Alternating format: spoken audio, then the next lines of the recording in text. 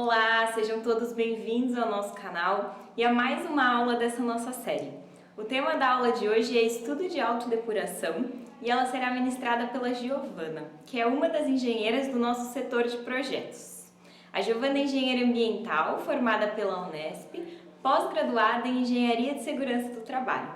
Não deixem de se inscrever para acompanhar o nosso canal, os nossos conteúdos e desejo a todos uma ótima aula. Olá, tudo bem? Dando sequência à série de vídeos que estamos postando no nosso canal com as aulas, hoje irei conversar com vocês um pouco sobre a autodepuração dos cursos d'água e o consumo de oxigênio dissolvido que ocorre neles. Esse fenômeno da autodepuração é muito importante a compreensão dele no contexto da área de tratamento de esgoto, pois, a partir da interpretação dos seus resultados, conseguimos determinar a qualidade permitida para o efluente ser lançado, incluindo o nível de tratamento necessário das nossas estações e a eficiência a ser atingida para a remoção de DBO. Um pouquinho do nosso roteiro que vamos tratar hoje. Primeiro eu vou falar com vocês o que é essa autodepuração e os seus estágios, o balanço de oxigênio dissolvido, curva de oxigênio dissolvido e também citar dois exemplos de estudo de autodepuração e seus resultados. A introdução de matéria orgânica em um corpo d'água resulta indiretamente no consumo de oxigênio dissolvido, e isso é resultado dos processos de estabilização da matéria orgânica realizado por bactérias decompositoras que utilizam o oxigênio na sua respiração. Então, em termos mais amplos, a autodepuração é o restabelecimento do equilíbrio no meio aquático por mecanismos essencialmente naturais após as alterações induzidas pelos despejos afluentes. Como parte integrante do fenômeno de autodepuração, os compostos orgânicos eles são transformados em compostos inertes que não são prejudiciais para o meio, e o principal objetivo da autodepuração é utilizar a capacidade de assimilação dos rios e impedir o lançamento de despejos acima do que o corpo d'água possa aguentar. Dessa forma, o corpo d'água ele estabelece um novo equilíbrio com a autodepuração. Ela é dividida em estágios, em zonas. A primeira delas é a zona de degradação. Ela acontece logo após o lançamento das águas residuárias no curso d'água e é caracterizada por uma alta concentração de matéria orgânica que ainda vai ser degradada. Se tem também nela um início da decomposição efetuada pelos micro-organismos decompositores e, a partir do que vai passando o tempo, a decomposição vai avançando. E aí é verificado nesse mesmo estágio uma alta taxa de consumo de matéria orgânica e os índices mais elevados de consumo de oxigênio dissolvido. Um outro fenômeno que ele acontece nesse estágio é o aumento nos teores de CO2, no qual é convertido na água em ácido carbônico, fazendo com que haja uma queda no pH.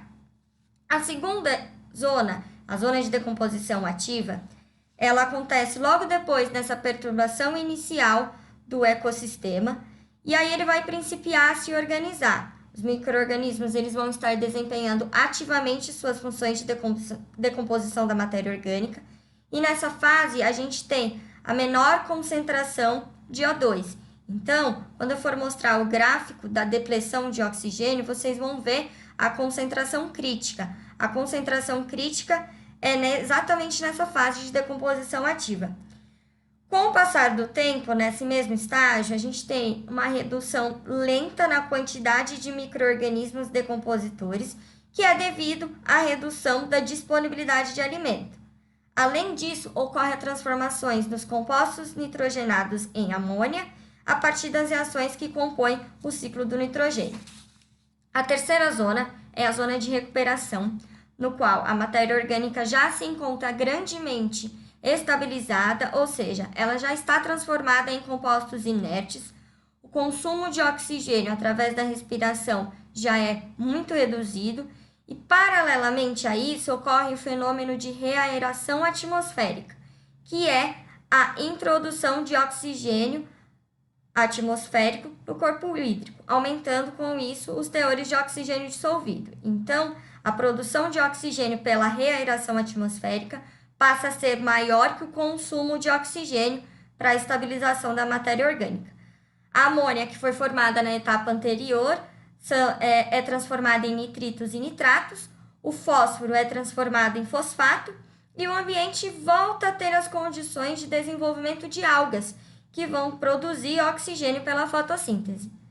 A quarta estágio, a zona de águas limpas, é aquela em que o corpo hídrico apresenta as mesmas condições do que antes do despejo de efluente. Então, a concentração do oxigênio ela é próxima de saturação devido ao baixo consumo de população microbiana e à elevada produção de oxigênio. Então, a repercussão mais nociva no lançamento de efluentes em um corpo d'água é a queda nos níveis de oxigênio dissolvido, causado pela respiração dos micro-organismos decompositores do esgoto. Nessa figura, a gente vê exatamente o ponto de lançamento do esgoto dentro do curso d'água e a comparação na concentração de matéria orgânica, na quantidade de bactérias e na concentração de oxigênio dissolvido. Então, no meu ponto de lançamento do esgoto, eu tenho uma alta na concentração de matéria orgânica que vai decaindo com o tempo, assim que ela é consumida pelos micro-organismos, pelas bactérias, que sofrem uma alta logo após o lançamento de esgoto e depois uma queda pela disponibilidade de alimento e uma queda na concentração do oxigênio dissolvido, que acontece na zona 3 de decomposição ativa, como a gente pode ver embaixo na comparação com as zonas, e depois vai se estabilizando.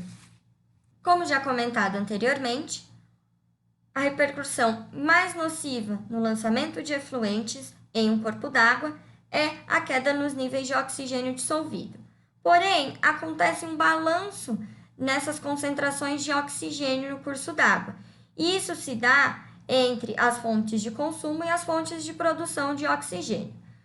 O consumo de oxigênio se dá pelos fenômenos de oxidação da matéria orgânica, a demanda bentônica, que é um lodo de fundo formado no corpo hídrico a partir da sedimentação, e a nitrificação, que é a oxidação da amônia.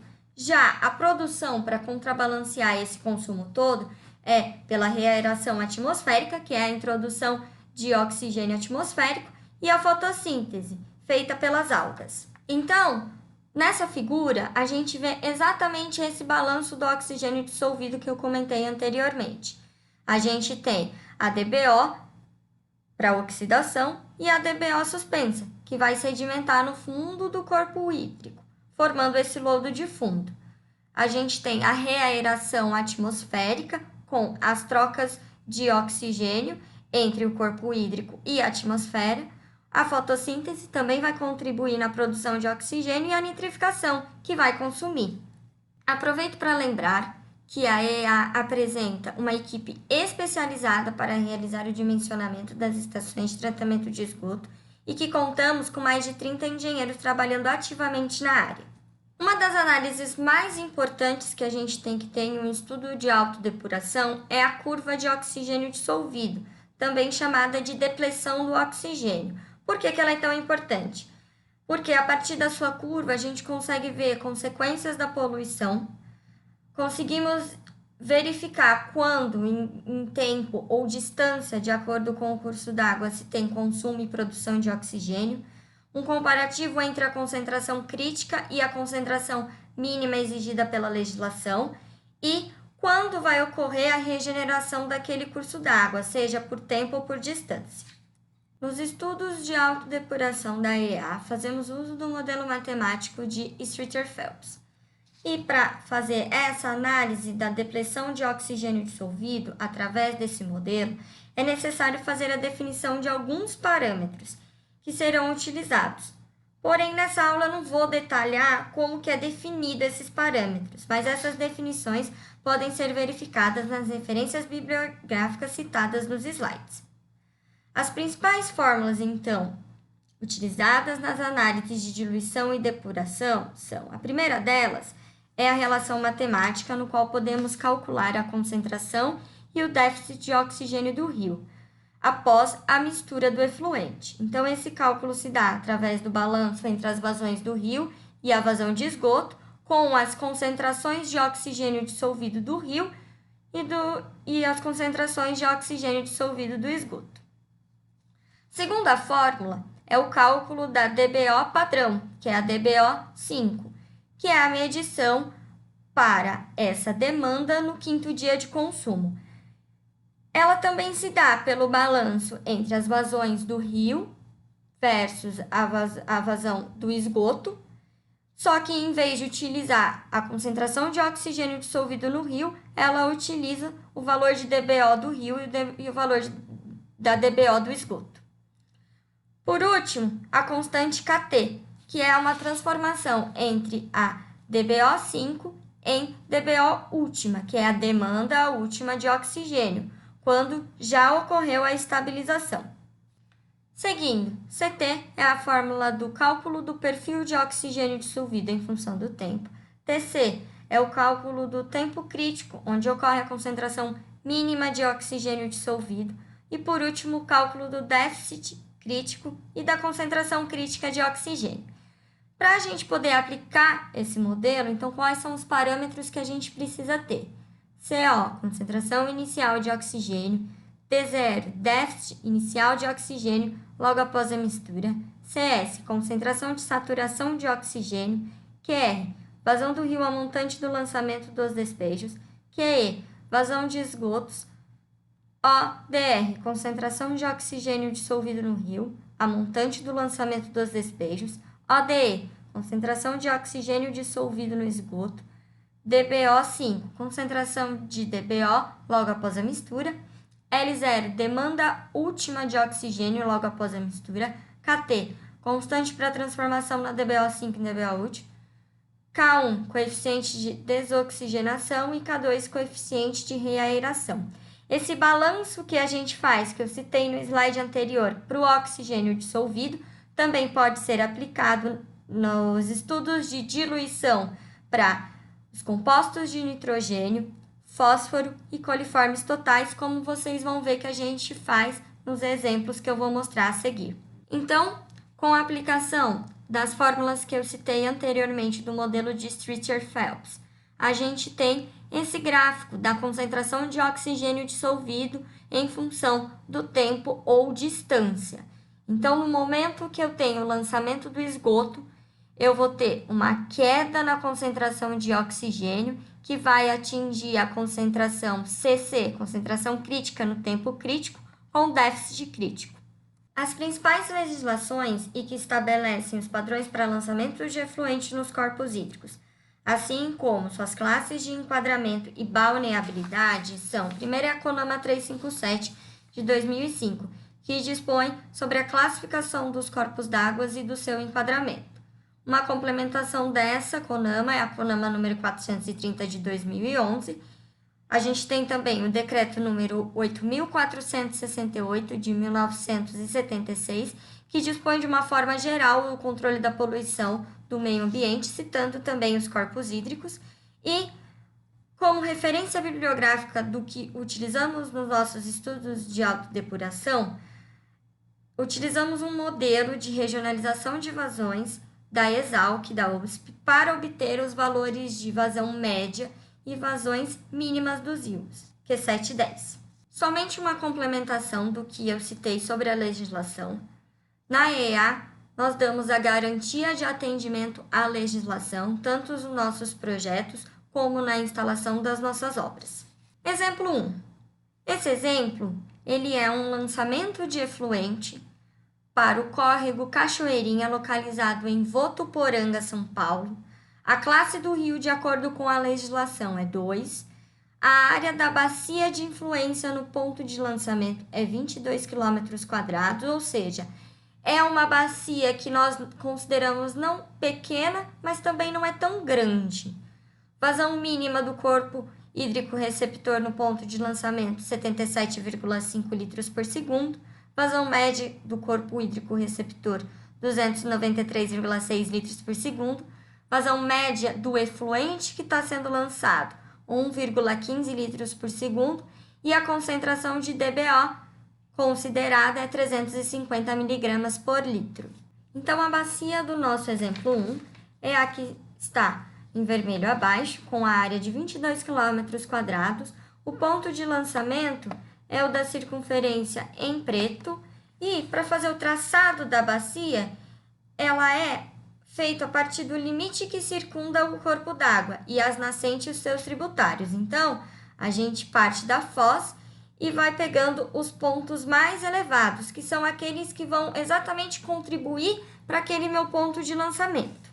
Seguindo no exemplo 1, na diluição, para oxigênio, a concentração máxima de DBO que o corpo hídrico consegue receber sem ser desenquadrado de sua classe, ela é um valor de 139,8 mg por litro. Para os compostos de nitrogênio, nitrogênio amoniacal primeiro, 128,4 mg por litro. E para nitrato, 343 mg por litro. Seguindo, concentração máxima de fósforo que o corpo hídrico pode receber sem ser desenquadrado de sua classe, 3,5 mg por litro. E máxima de coliformes totais, 34.695,7 NPM por 100 ml. Então, depois de fazer o estudo da diluição, seguimos para o estudo da depuração, que nada mais é que formar esse gráfico de concentração de OD por tempo, que vai mostrar depois de quanto tempo aquele meu corpo hídrico conseguiu a regeneração, ou seja, atingiu o seu equilíbrio novamente. E para isso, os meus parâmetros para esse corpo hídrico, de acordo com as características dele, temperatura, altitude, são CS 8, C0 6,41, K1 0,22, K2 0,72, L0 5,98. Então, o que a gente vê do gráfico? Que depois, mais ou menos um período de 17 dias, o meu corpo hídrico reestabeleceu o seu equilíbrio natural. O nosso segundo exemplo, um lançamento no corpo hídrico receptor Rio Jacaré-Pepira, em Brota, São Paulo, é um rio de classe 2, de acordo com a legislação. A área da bacia de influência no ponto de lançamento é bem grande, 554,05 km², vazão mínima do corpo hídrico receptor, 2.428,1 litros por segundo, vazão média do corpo hídrico receptor, 10.933,8 litros por segundo. Vazão média do efluente, 10 litros por segundo, ou seja, quanto vai lançar do meu tratamento, concentração de DBO, 350 mg por litro. Aqui, da mesma forma que a gente viu no exemplo anterior, a gente vê a bacia, é uma bacia extremamente grande, tá? Nesse exemplo 2, como no caso anterior, seguindo para o estudo de diluição, quanto que eu consigo lançar de DBO, de nitrogênio amoniacal, nitrato, fósforo e coliformes totais sem desenquadrar o meu corpo hídrico. Então, para DBO, 490,6 mg por litro. Para nitrogênio amoniacal, 452,9 mg por litro. Para nitrato, 1.224,1 mg por litro. Para fósforo, 12,2 mg por litro. E para coliformes totais, 122.405 NMP por 100 mil. Seguindo para a depuração, para o meu corpo hídrico desse segundo caso, a partir das suas características de temperatura, altitude, velocidade do rio, os meus parâmetros são CS de 8, C0 6,46, K1 0,22, K2 0,48 e L0 4,92. Então, meu gráfico de concentração de oxigênio dissolvido pelo tempo me dá que depois de mais ou menos 16 dias, o meu corpo hídrico já vai ter restabelecido o equilíbrio novamente. Lembrando que em azul é a concentração de oxigênio dissolvido durante a depuração para o meu caso. Em vermelho é o mínimo permissível pela legislação para aquela classe 2 do rio, que é 5 mg por litro para oxigênio dissolvido. Então, ambos os casos podem receber tranquilamente efluente após tratamento de esgoto adequado. E, para finalizar, eu só queria lembrar vocês que as nossas ETs, elas apresentam flexibilidade operacional e segurança, então conte sempre com a gente, com a nossa equipe. E finalizo por aqui minha aula de hoje. Obrigado, espero que tenham gostado. Não deixe de seguir as nossas redes sociais, ver as nossas outras aulas e as próximas aulas que serão lançadas aqui no nosso canal.